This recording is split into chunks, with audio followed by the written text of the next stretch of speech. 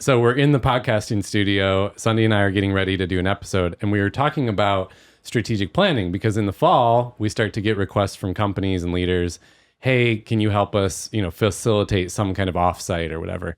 And we were talking about how usually a team falls in one of two stuck places. And on one side, they're either too collaborative. And so they're kind of inviting input, maybe inviting people to that offsite, gathering input, and then they don't do anything with it. Right. And so the problem is everyone feels like that was wasted time, or even worse, they don't know what are we focusing on. They don't actually know what the goals are or what was decided.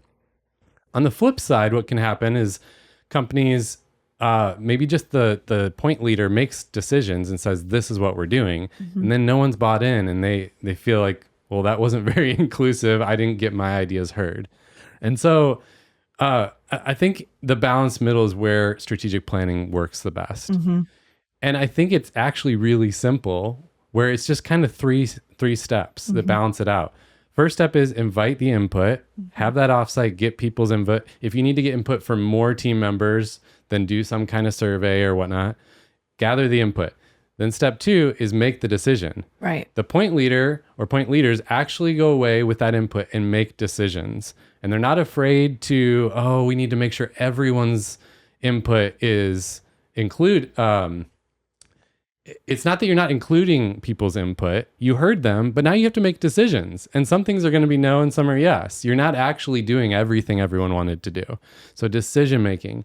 And then the third step is come back to everybody and share the decisions that were made so they know where we headed and what to do.